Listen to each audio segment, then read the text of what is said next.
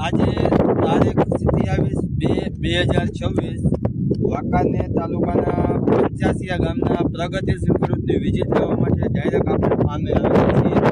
જે તમે જોઈ શકો છો જીરાનો પાક વાવેલો છે શિયાળુ પાકમાં, બરાબર। અને અત્યારે લગભગ જીરામાં કહેવાય ને કે લણણી આપણી ભાષામાં કહીએ કે ઉપાડવાનું ચાલુ કરી દીધું છે, બરાબર। તો તમે એકવાર જીરું બતાવી દો ધીમે ધીમે, બરાબર।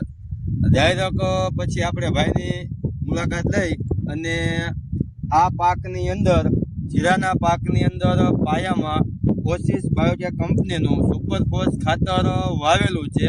તો ટોટલ માહિતી લઈ અને એવા અનુભવી વ્યક્તિ છે કે દર વર્ષે આ લોકો 85 ગામમાં જીરાનું ઘણું વાવેતર થાય છે, બરાબર। કોને પોતે અનુભવી છે અને ડાયરેક્ટ આપણે ભાઈને જ પૂછી લઈએ કે આ જીરાની અંદર તમે શું માવજત કરેલી છે। તો તમારું એક નામ બોલી જાઓ। હવે ઇલ્મુદ્દીનભાઈ, તમે આ જીરાનો પ્લોટ વાવ્યો, કેટલા વીઘાનું તમે જીરું વાવ્યું છે? 40 વીઘા। બતાવી દો ભાઈ, એક બાજુમાં જે અત્યારે હાલમાં ઉપાડવાનું ચાલુ છે, ઢગલા પડ્યા છે, બરાબર। અને આખો આ પ્લોટ 40 વીઘાનો પ્લોટ છે।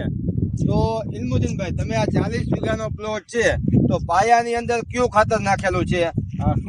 સુપરફોસ। જો તમે સુપરફોસ ખાતર પાયાની અંદર નાખેલું છે। 40 વીઘાની અંદર કેટલી બેગ તમે આપેલી છે? 20 બેગ ખાતર નાખેલું છે આ પાકની અંદર, બરાબર। હવે તમે જીરું કેટલા ટાઈમથી આ વાવો છો? જીરું તો જાજો ટાઈમથી 8-10 વર્ષ 15 વર્ષથી વાવતા છો અંદાજ। હવે તમે આ વખતે, તમે દર વખતે રાસાયણિક ખાતર વાપરો છો, પણ તમે આ વખતે ખાતરમાં ચેન્જ કર્યું, જે સુપરફોસ ખાતર ઓર્ગેનિક ખાતર છે એ તમે આ વખતે 40 વીઘાની અંદર 20 બેગ ખાતર તમે આપ્યું। તો તમે દર વર્ષે જીરું તમે વાવો છો, તો તમને આ વખતે રિઝલ્ટ બાબતમાં કેમ લાગ્યું? જરા ફેર નહીં, એવું ને એવું આપણે રાસાયણિક ખાતર તમે વાવો છો, એની હરોળમાં ખાતર ઉભું રહે, એવું બરાબર। તમે કયા આધારે કહી શકો કે રિઝલ્ટ બાબતમાં એની હરોળમાં છે એમ? એ તો દેખાઈ જાય ને। હા, તમે જો આ પ્લોટ જો, આ એક છોડ તાણું તો વાંધો નહીં ને, ત્રણ જોવો તમે દાણાની સાઈઝ જોવો, બરાબર।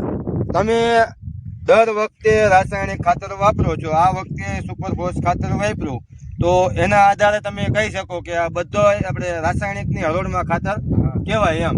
એ ઓલું જે ગુંદાથી ઓનકોર રહ્યું, હા હા, એ મોટા ભાઈનું છે, એને ડીએપી વાપરેલું છે। હા હા, એમાં નામાં કાંઈ ફેર નથી। ઈ છે આ બાજુમાં જો સામે દેખાય, એમાં ડીએપી વાપરેલું છે, બરાબર। બંને વસ્તુ એક જ લાગે, કાંઈ ફેર નથી। તો ઇલ્મુદ્દીનભાઈ, તમે આ ખાતર બાબતે સંતોષકારક? હા, બરાબર ને? જીરુના વાવેતરમાં વપરાય જીરું છે, બીજા કોઈ પણ અન્ય પાક છે? હા, એના અખતરા કરી એ પણ હા, એ તો અનુભવ કરો એ પણ મને ખબર પડે એમ। અને તમે આપણે આ ખાતર આવતા ચોમાસુ પાકમાં, તમારે જમીન બોરી છે, બરાબર, તો આવતા ચોમાસુ પાકમાં આ ખાતર તમે વાપરશો, બરાબર। કદાચ આપણે ઇનુજભાઈ ને બુકિંગ કરાવવાનું થાય તો અંદાજ કેટલી 10-20 બેગ લખાવી શકો?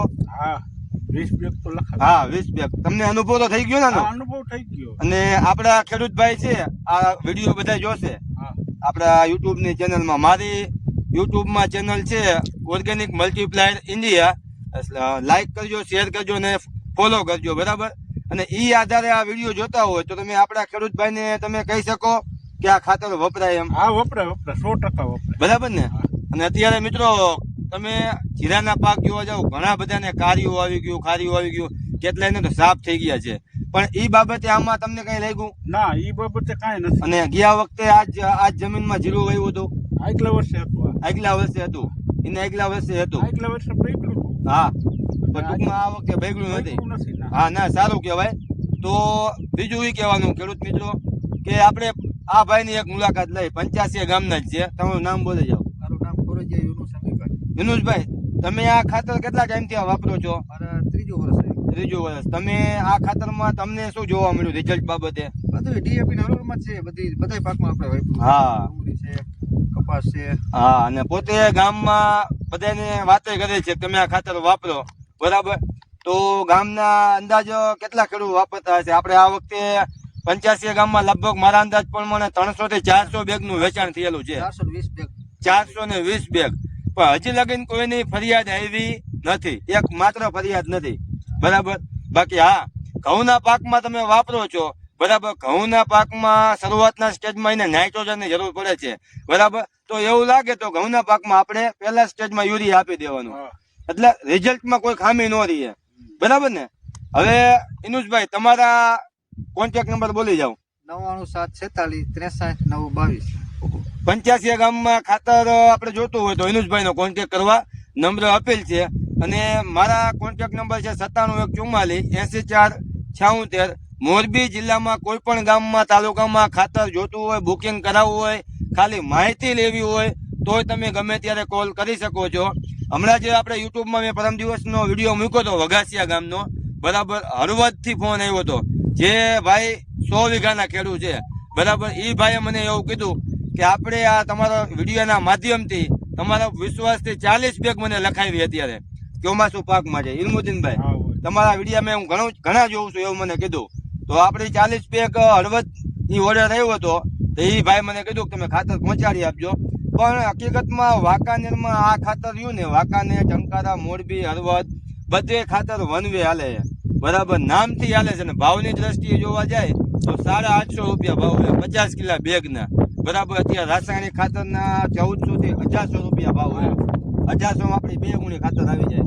પાછું વાપરવાનું એટલું જ, તમે ડીએપી એકડે નાખો તો આ એકડે જ નાખવાનું. હા, તો એ જ થયું ને, બરાબર.